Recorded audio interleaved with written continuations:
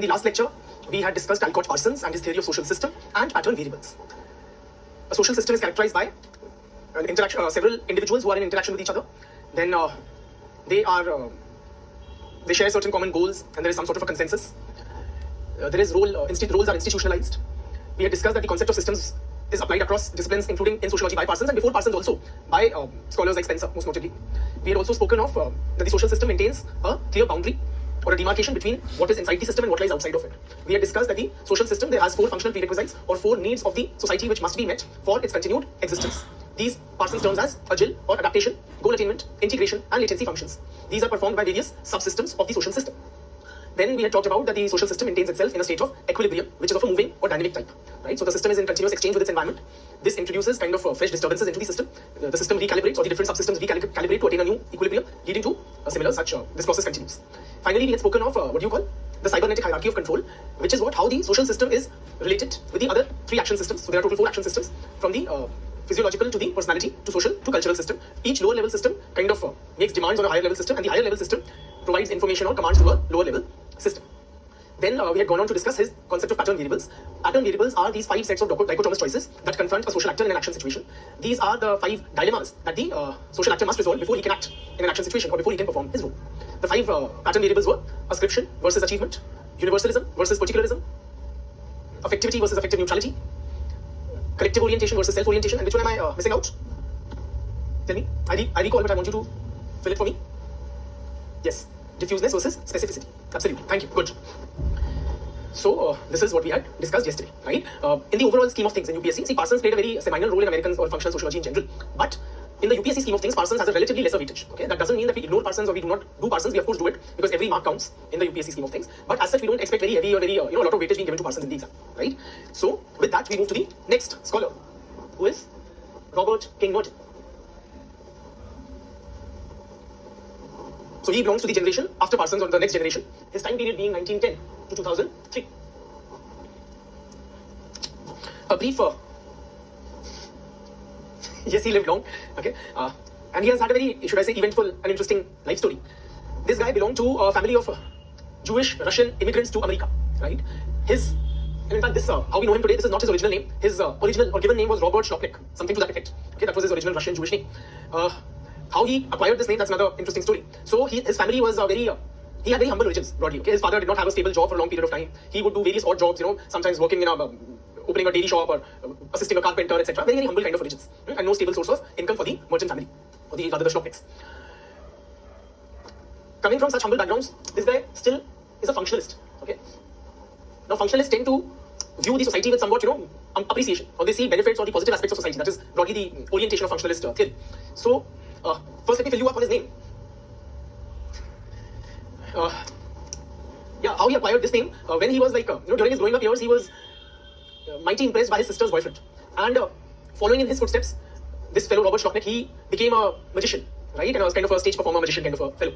Now, to connect with his American audiences, they could not identify with his Russian-sounding name, or they found it difficult to pronounce and identify with. And that is why he changed his name and identity from Robert Schlopnik to Robert King Merton, right? To kind of gel in and fit into the American society better for greater acceptance. Coming from very humble origins, this guy still had a very functionalist orientation or a very appreciative view of society. Because he was of the what his own life taught him. Despite having come from very humble origins, he was able to reach the kind of pinnacle of academic or material success. So he believed that American society offered immense opportunities. He studied in the top universities. He later taught he was a student of R.K Parsons. He later taught at some of the leading universities. He was the first social scientist to be awarded the National Academy of Sciences top honors. Earlier it was only people from physics, chemistry, etc. And he became a very renowned academic during his own lifetime, very well regarded. In fact, his son Robert C. Merton went on to win a Nobel Prize in economics. So point is, friends, that coming from very, very modest kind of a background, this fellow saw the best that the American society had to offer, and that in part kind of explains or kind of accounts for his functional orientation. Right now, coming to the UPSC syllabus, what all topics are there that we have to cover? The first topic, it's not explicitly mentioned in the syllabus, but it is important. It can be asked and has been asked. His critique of classical functionalism. Merton's critique of classical functionalism. This is not mentioned in the syllabus, but we must do it and do it properly because it has been and can be asked. Then you have manifest and latent functions. you have reference group, and finally conformity and deviance. Okay, so the last three being mentioned in the syllabus, not the first, but we'll be doing all fairly thoroughly.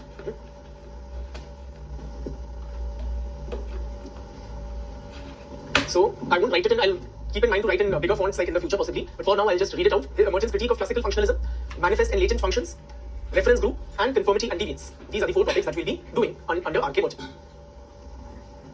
Beginning with Merton's critique of classical functionalism. Sorry, Merton's critique of classical functionalism.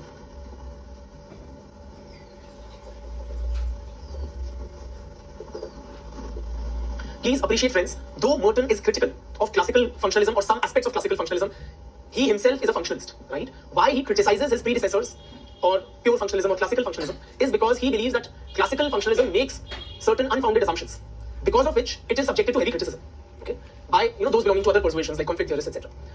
If functional theory can be rid of those assumptions, then it will become kind of a more robust framework to explain the social reality. So he was not denouncing functionalism, he was more in the nature of trying to offer a corrective. So he was in the nature of a reformist, okay, within the functional paradigm, rather than somebody who is an out-and-out critic. He himself belonged to the functionalist school, but criticized certain assumptions that classical functionalists made. And because of those assumptions, right, he believed that functionalism is subjected to unnecessary criticisms and is unable to explain certain aspects of social life. So if we can get rid of those assumptions, we, the functionalists, will be on a stronger footing.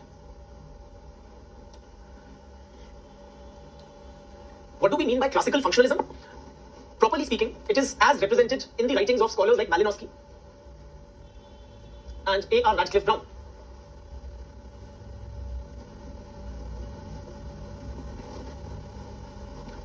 For our purposes, now we have not studied them, nor will we study them because they're not in our UPSC syllabus. For our purposes, we can draw a parallel with the writings of scholars like Durkheim and Parsons, whose writings we are reasonably well acquainted with. Their writings represent or suffer from some of the same limitations that Merton kind of accuses or finds fault with. Okay, these guys are more anthropologists, so not in our social syllabus, Malinowski and Brown. But then anthro and socio are sister disciplines. You can't neatly keep them separated from each other. Now, what are the assumptions of classical functionalists that Merton attacks or criticizes?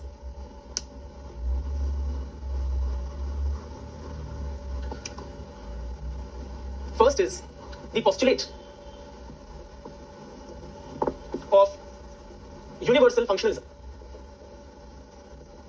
The postulate of universal functionalism.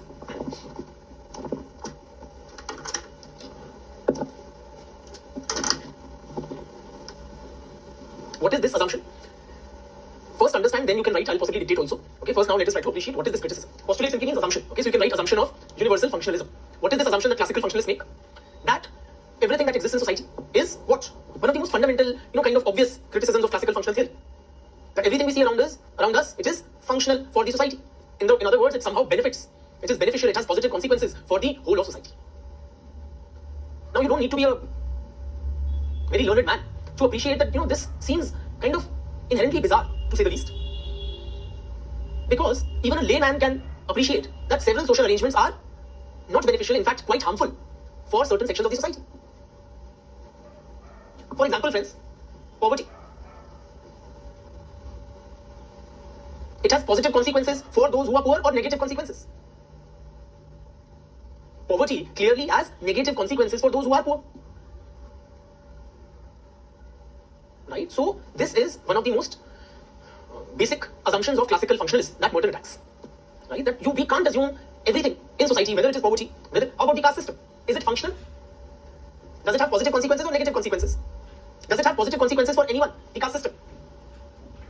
Yes, it does. For those who are higher up in the caste hierarchy, simply the upper caste, the caste system has positive consequences.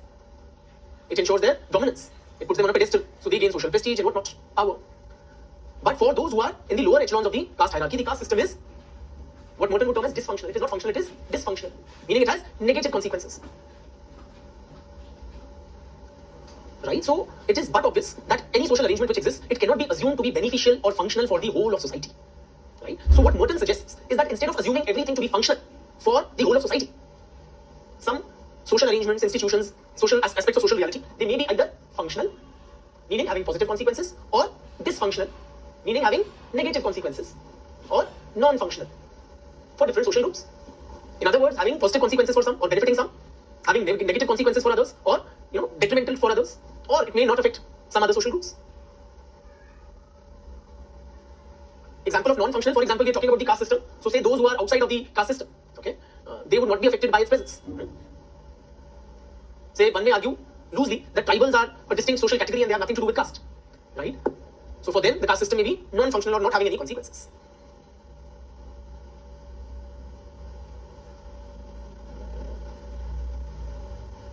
Okay, so this is a very logical kind of an argument that Merton makes. He points out a very legitimate kind of a error in classical functional theory.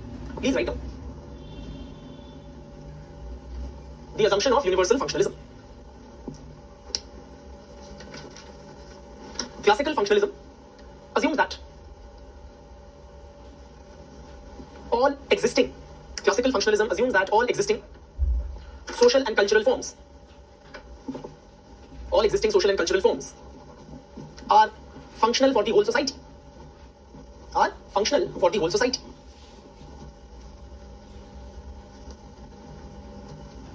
Full stop. Merton suggests that any existing social and cultural forms may be functional, dysfunctional, or non-functional for different social groups.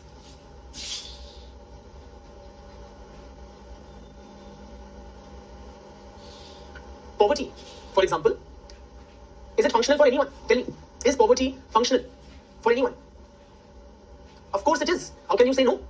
Who benefits from the prevalence of poverty in society? The rich benefit. How do the rich benefit? They say, they can get cheap factory labor, the capitalist, right? It keeps wages down. Are we, the middle class, also possibly the beneficiaries of poverty in any way? Do we middle class people also benefit from poverty? How?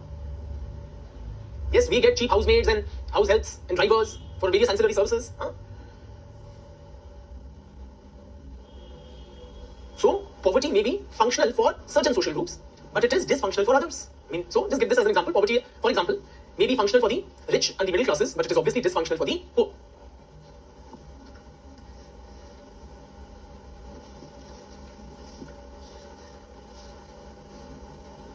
Poverty, for example, is functional for the rich and the middle class, but is dysfunctional for the poor. Is it non-functional as well? I am unable to think up for whom it may be non-functional, right? It's not striking me. I repeat the last statement, the statement before that, or let me repeat the whole thing quickly. The postulate of universal functionalism, or the assumption of universal functionalism, classical functionalists assume that all existing social and cultural forms are functional for the whole society. Merton criticizes this assumption and argues that any existing social and cultural form may be either functional, dysfunctional, or non-functional for different social groups. Right? So we can't assume that everything has a positive consequence or is beneficial for everybody or the whole of society. It may be functional or beneficial for some, dysfunctional for others, and non-functional for still others. Non-functional for those who are not, say sadhus and sons, or Aghori Baba, somebody is giving an example possibly. Somebody who is like beyond the pale of the society, like sadhus. Or got nothing to do with the material world, possibly. The second is the assumption of functional unity.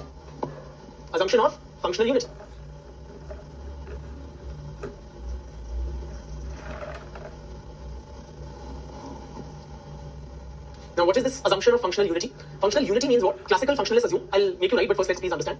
Classical functionalists assume that all social institutions are what? According to classical functionalists, all social institutions are what? Yeah, functional that we have discussed. They are interconnected and interdependent, right? Like we discussed in, say, Parsons theory, various parts are connected to each other. Whatever. As a corollary, a change in any one part will lead to corresponding changes in various other parts. So each part of the society is intimately connected to other parts of the society. A change in any one aspect of social life is bound to have kind of a ripple effect or consequences for the whole of society, and the whole of society changes. Is it a fair assumption to make?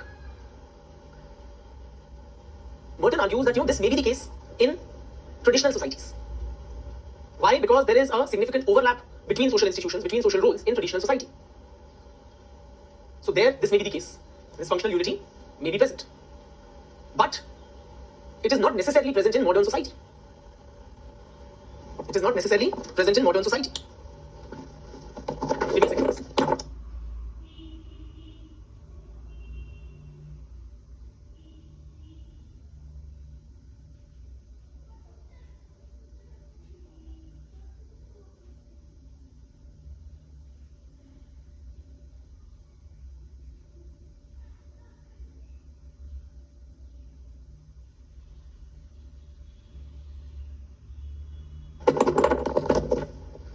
So, continuing, Merton suggests that this functional unity, meaning that a change in any one social institution is bound to affect various others, may be so in case of traditional societies. But in modern societies, different social institutions are not necessarily all interconnected and interdependent. Therefore, a change in one may not be reflected in various others. Now, I can appreciate the agitation in your minds that we had discussed that modern societies have greater interdependence. Now this guy is talking the opposite. Why? Let us try to appreciate. What we had talked about, the greater interdependence in, say, the Durkheimian theory in modern society, that was amongst the members of the society. Here we are talking about social institutions. What Merton is talking about is that different social institutions may be somewhat independently operating in modern society. Let us try to appreciate why. In traditional society, say there is a person, okay, A, and there's a person B. And this A is the child of B, okay, so he is the son and he is the father. Now, in pre-modern societies, please appreciate this father-son relationship is much more than that. In the sense, say this guy is a goldsmith, right? So what occupation will this fellow pursue after when he grows up? He will also be a goldsmith. Why? Because one's occupation in pre-modern societies is shaped by parental occupation. So whom will he learn the tricks of the trade, how to do goldsmithry? Who will teach him? The father. So the father is not only the father, he's also the teacher. After having grown up, in whose house will he reside? Will he go and have another separate landlord? No. He will reside in the household of his father. So he's also a sort of landlord of sorts. Who will be his boss at work? It will also be the father. Why? Because he will work in his father's enterprise. So the father-son bond is much more than merely a biological parent-child kind of a relationship. It is also a bond between a boss, employer-employee, landlord-tenant, teacher and taught, and so on. So if there is a change in any one of these dimensions, or if the father-son equation changes, it is quite likely to have an effect on various other relationships. So in other words, a change in the family is likely to also affect the economy, the education system and so on. Right? In other words, the social institutions are somewhat merging or overlapping in case of pre-modern societies. Say, take another example, that of the, what do you call? The priest. Imagine a tribal society where you have a priest. Now this priest, is he only the priest? No, he performs multiple roles. He also doubles up as the medicine man. He also is a teacher. He is also possibly the advisor to the ruler or the ruler himself. Right? In other words, the political machinery of the tribe or that pre-modern society and the health system and whatever they have, the education system, there is kind of an overlap between the various social institutions. Therefore, in pre-modern societies, Merton says this assumption may hold true, that a change in any one is likely to have an effect on various other institutions as well. But in modern society, social roles, social institutions are quite differentiated. Right? In case of modern society, the father-son relationship, now is he also the boss at work? No, the teacher is separate, the boss is separate, the landlord is separate. The father is only father. Right? So if the father-son relationship changes, it is not necessarily, it will have a bearing on the employer-employee relationship or the teacher-taught relationship. In other words, changes in the family may or may not have a bearing on the education system, the political system, the economy and so on and so forth. May or may not. One can't say or one cannot assume at the outset that they will have a effect on all social institutions. It is a matter of investigation. Are you with me? Me meaning, are you with Merton on this? Chaliye, please write down. Classical functionalism assumes that various social institutions are interconnected and interdependent.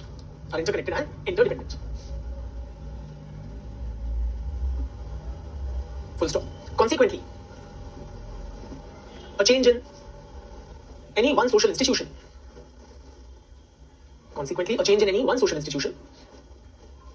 will lead to changes in various other social institutions. Like we discussed in Parsons' theory, right? That one thing moves or is disturbed, the whole system gets disturbed and acquires a new equilibrium. Merton contains that such functional unity may be assumed to exist in traditional societies.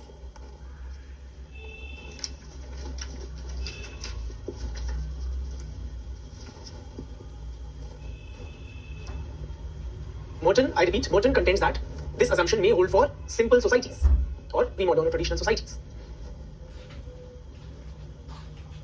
Full stop. But in modern society,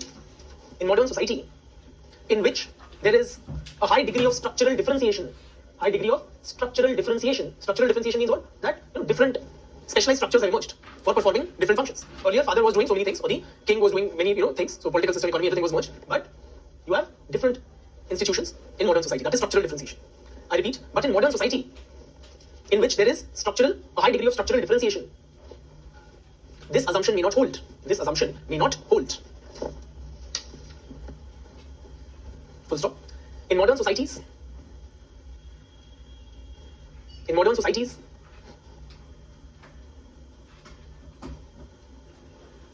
different social institutions may operate with a fair degree of autonomy. They operate with a fair degree of autonomy. Autonomy in the sense they may be, working independent of each other. So it's not necessary that a change in one will necessarily affect others. It may or it may not. Some of you are suggesting some counter examples that don't we see in modern societies those linkages and changes? That may be so, but one cannot assume. That is what Merton is questioning. It is a matter of investigation.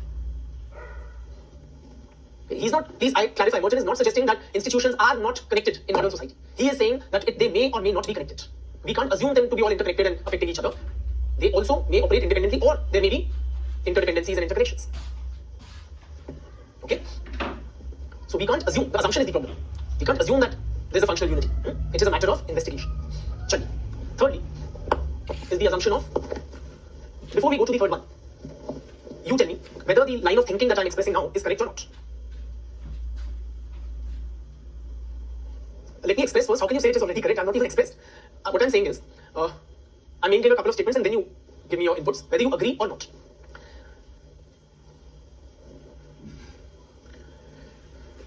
No society, or let me put it this way, reproduction is vital for the existence of society. I repeat, reproduction is vital for the existence, continued existence of a society. The institution of family performs this very vital task or vital function of reproduction. No society can exist without a mechanism for ensuring reproduction. Therefore, the family as a social institution is indispensable.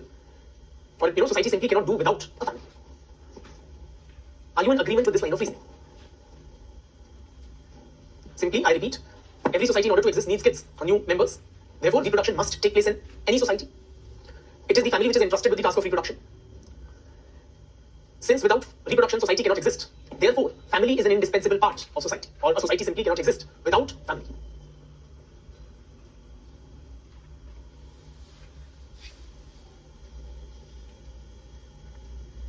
Okay, so I have a mixed bag of inputs from you guys. Many of you agree with this line of thought, and some don't. So, those who agree with this line of thought, you are in the wrong, okay, if I have to put it bluntly. Why are you in the wrong? Or this is the fallacy in classical functionalism, which Merton kind of highlights, okay. Please write down, this third one is the assumption of indispensability. I'm not sure of the spelling of dispensable, I think it's DIS. Indispensability. What was wrong in this line of thinking? Let me explain. Is reproduction vital for the continued existence of society? Yes, it is. Right? So it is a functional prerequisite, or we need some mechanism to ensure reproduction. Is it also true that family undertakes reproduction in societies? Possibly. Okay, one may argue, or some scholars have even kind of conducted worldwide studies and identified that yes, in every society we do find some arrangement called a family, okay, in some form or the other, which undertakes reproduction. But to deduce from these that family is indispensable for society is incorrect. We need some mechanism for reproduction. Conceptually, theoretically, there may be some alternatives to the family which can also fulfill this vital function. Are you with me? The performance of the function is important or vital or essential for society. Who is doing it? How do they become indispensable? Let me give you another example from everyday life. Let us say that Mukesh Ambani, any company needs vision and direction. Okay, Mukesh Ambani is providing vision and direction to Reliance Industries. Can we therefore conclude that Mukesh Ambani is indispensable for Reliance Industries, or that Reliance Industries cannot exist without Mukesh Ambani? No, definitely not. Tomorrow, eventually, he will pass away. So the role he is performing, the performance of that role is important. Who performs it is not. It may be another Ambani, right? His son or whoever. So somebody else will perform that vital function which earlier was being done by somebody else. Right? That's why corporates, they do not consider anybody indispensable. Even the topmost people. Every employee, every person in a corporate setup is dispensable. Why? The performance of some task is important. Who is performing? That may, the task you are performing today, if you leave the company or you are asking for too hard a bargain, you are trying to strike, say a salary hike, they will say they'll show you the door and they'll employ somebody else to perform that function. Are you with me on this? So, at least conceptually, can we have a mechanism for reproduction other than the family? Classical functionalists, they have looked at almost all the major social institutions as indispensable. Why? Religion is indispensable because it is ensuring social solidarity. Society cannot exist without social solidarity, that shared morality, unity. And religion does that, so religion is indispensable. Family, we need some mechanism for reproduction, primary socialization. Family is doing that, so family is indispensable. The political system or government is indispensable because blah blah. They are ensuring rules and regulations, formulating, implementing, etc. Can we have any alternatives? How can children be reproduced? So some very sci-fi enthusiasts are suggesting child farming. Why not? In vitro fertilization. possibly cloning.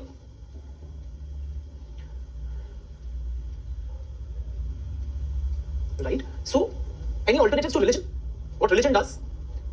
Can we have an alternative mechanism performing the same function of unifying the people, providing them a shared sense of morality, right and wrong? Possibly a political ideology like communism. Please write down. Or it could be the constitution, absolutely. Please write down. The assumption of indispensability. Classical functionalists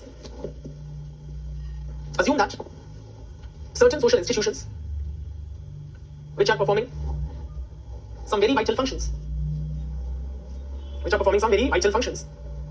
are indispensable for the society. For example, you can give family, religion, and why they are considered as indispensable because religion provides a shared morality, shared norms, binds the people together. Merton argues that some other social arrangements or alternatives may be able to fulfill the same social needs.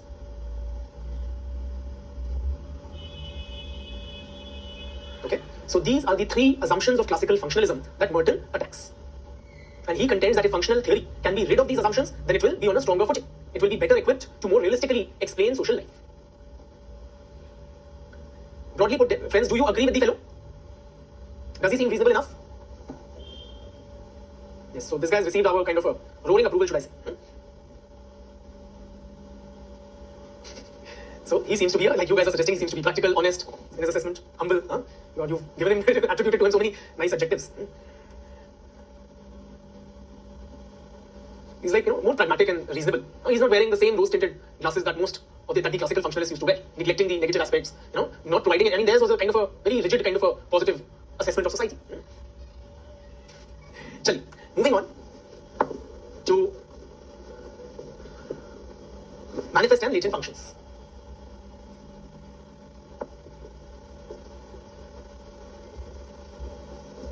Manifest and latent functions. Can we use these points that we've just discussed as a criticism of functionalism? Absolutely. This is exactly precisely what it is. Manifest and latent functions. It's a very, very simple concept, and it is very evident from the terminology itself. What do you understand by the word function? By now, we should be fairly well acquainted. These are the positive consequences or effects, right? Include language benefits. What do you understand by the term in normal English? Manifest and latent. What do you mean by manifest?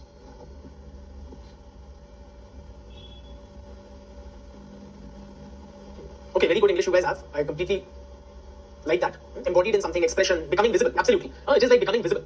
So God manifests himself in the form of a serpent or whatever. So manifest means that which is visible, observable, that which can be seen. What do you mean by latent? The opposite of manifest, literally, that which is hidden, cannot be observed. Absolutely. So what are manifest functions? Those positive consequences that are visible, observable. They are, I'll make you write the definition. They are known as manifest functions. And those positive consequences that are somewhat hidden or not observable, they are known as latent functions. Very, very simple concept. Please write down. Manifest functions are those positive consequences. Manifest functions are those positive consequences that are intended as well as recognized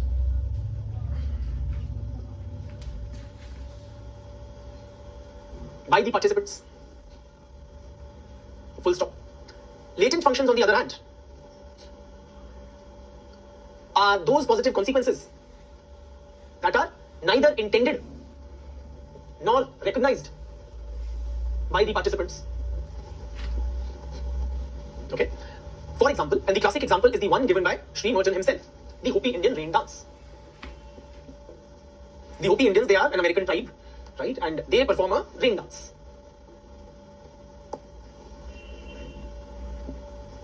I'm quickly repeating, manifest functions are those positive consequences that are intended as well as recognized by the participants. Latent functions are those positive consequences that are neither intended nor recognized by the participants. Example, the Hopi Indians rain dance. So Hopi Indians are this tribal group who dance together for the occurrence of rain, right? What is the manifest function of the Hopi Indian rain dance? What is the intended and recognized positive consequence? Why do they dance? For the occurrence of rain. The occurrence of rain is the manifest function of the Hopi Indian rain dance.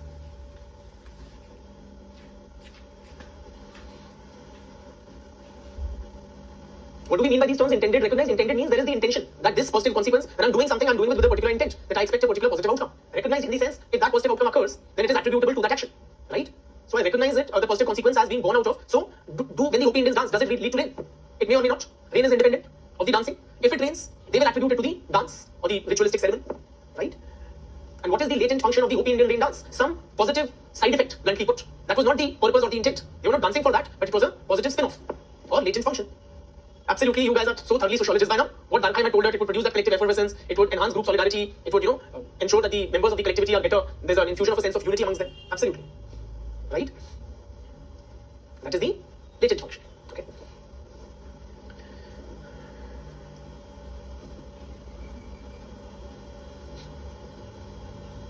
Now, friends, these concepts of manifest and latent functions, they have a very wide application in analyzing society. These concepts of manifest and latent functions have a very, very wide application in understanding society.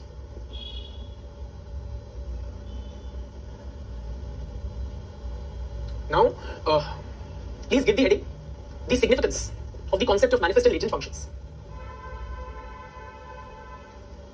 Why is this collective effervescence or the sense of unity produced? Why is it a latent function, not a manifest function? Because the people are not dancing to reinforce their unity.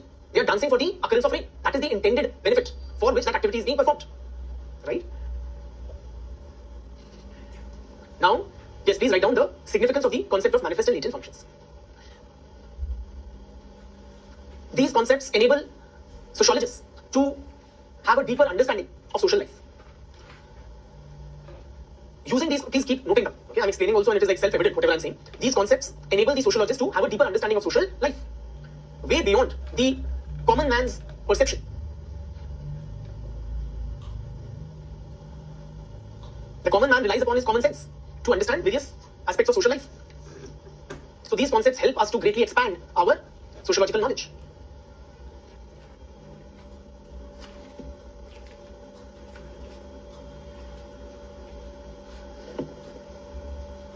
So a common man would tell you what? That certain rituals are performed for the benefits. The manifest functions the common man may guess. But to identify the latent functions, what do you need? You need that sociological insight. So we, sociologists, armed with these concepts of manifest and latent functions, will delve deeper. We will not be satisfied with the observable or the obvious. Right? We will seek the hidden or the latent functions that various social arrangements contribute to.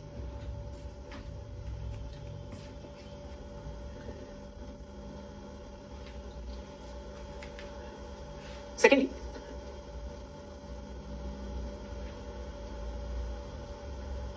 these concepts enable researchers to move beyond their own ethnocentric biases.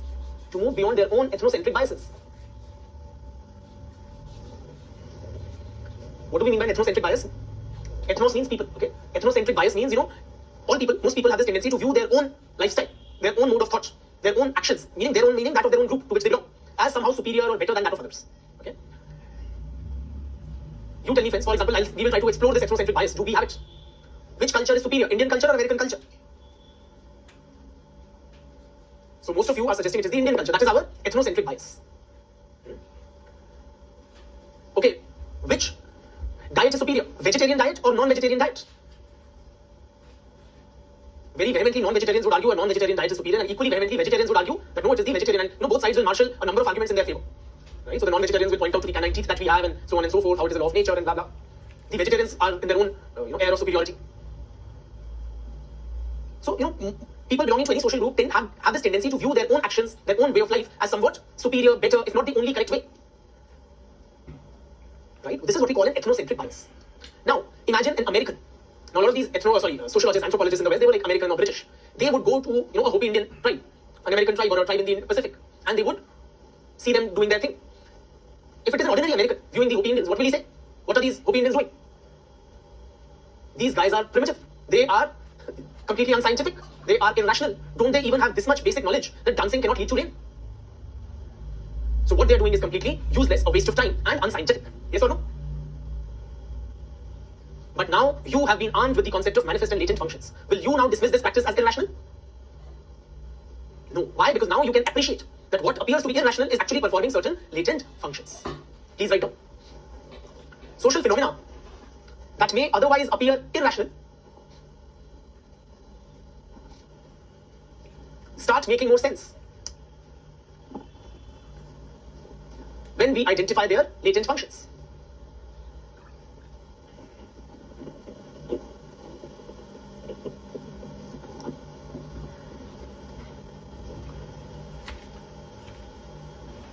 Next point. Many new areas of sociological inquiry may emerge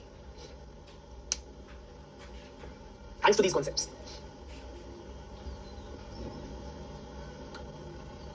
A sociologist armed with these concepts will tend to delve deeper and further his investigation than being satisfied with the superficial. Friends, oftentimes a lot of social practices of today, they are dismissed as, social or cultural artifacts. Artifacts in the sense that they are a relic of the past. In the past, they may have performed some important role, and in today's times, they are simply a carryover from the past, and people refusing to change, kind of. But is it really so? Take up any practice, like say cow worship, okay, or this cow protection that we see in modern Indian society. Is it a relic of the past, this veneration for the cow amongst or in contemporary Hindu society? As sociologists, you cannot anymore dismiss it as simply a carryover from the past. Can you identify several manifest and latent functions of the cow in our society of today?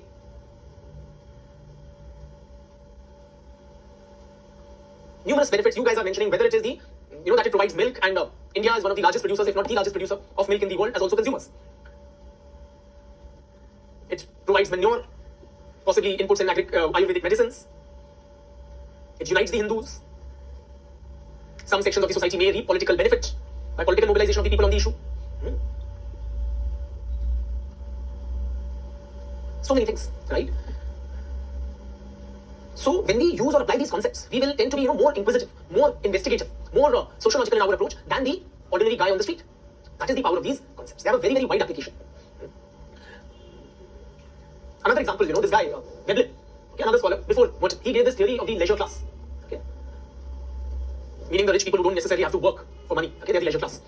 They're moneyed enough, so the money reaps in more money. Now, so Veblen, in his theory of the leisure class, he points out, why do people buy new cars or television sets? Why do I buy a new car? Can you tell me?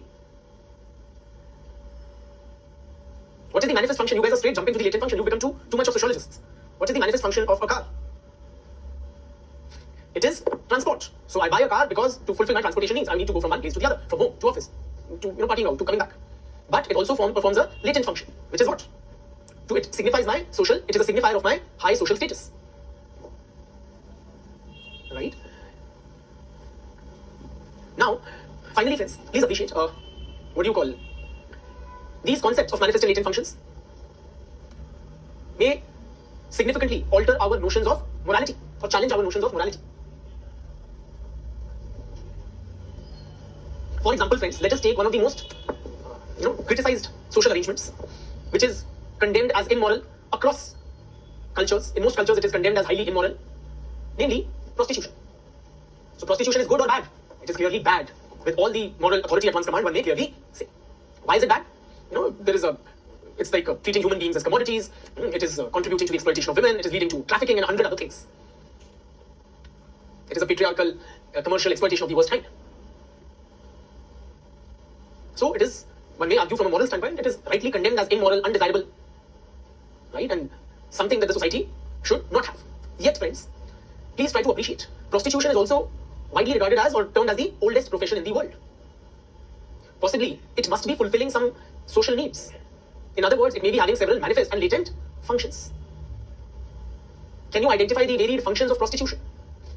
What are the benefits, the functions, the positive consequences of prostitution? The satisfaction of the sexual need is the manifest function, right? Now, it is a source of livelihood for a very large segment of the population. There is a whole vibrant economy that comes up and is sustained by prostitution, involving the prostitutes, the madams, the pimps, several policemen, and so on and so forth. Many prostitutes are able to ensure 3 square meals a day, a roof over their heads, a proper education for their children, thanks to what? This condemned arrangement called prostitution. Prostitution has literally given a boost, or it is a major part of tourism sector in countries like Thailand. So it can help us bring in significant amounts of foreign exchange. Right? Yes, Amsterdam too. I saw a documentary on prostitution in one of these channels, this educational kind of channels like whatever History and National Geographic. So they showed the case of a grown-up man who was taken to a prostitute in a different country by his own father. Okay, so several miles they would go from, I think, England to one of the European, continental countries for prostitution. Why? Because that man was a disabled person, the young man. So the father would take him to a prostitute for the satisfaction of his sexual needs. It's possibly History TV 18 or BBC or whatever. So for several such persons who are otherwise unable to meet their sexual needs, prostitution may provide an avenue for their satisfaction.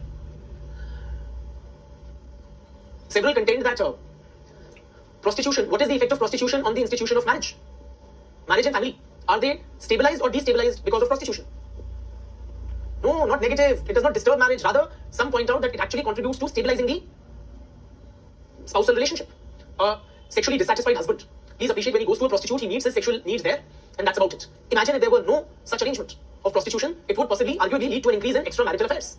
Unlike prostitution, extramarital affairs would also command an investment of greater amount of time, possibly money, emotions, right?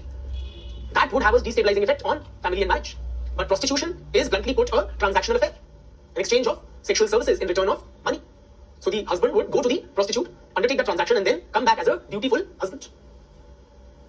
So it has a stabilizing effect on the family, one may argue. Right?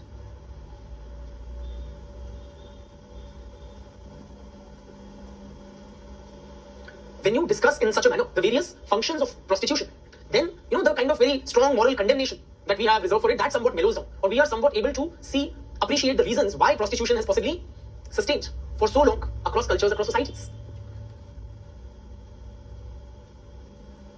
Right? So please note down that these concepts of manifest and latent functions can possibly alter or challenge our prevailing notions of morality or right and wrong.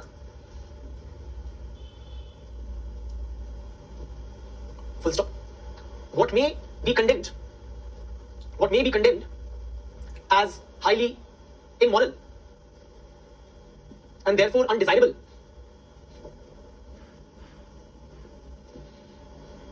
may be found to be performing several latent functions. Okay? That is the significance of the concept of manifest and latent functions. And with that, we take a well-deserved 15 minutes, 15 to 20, whatever it takes, break, and then we continue.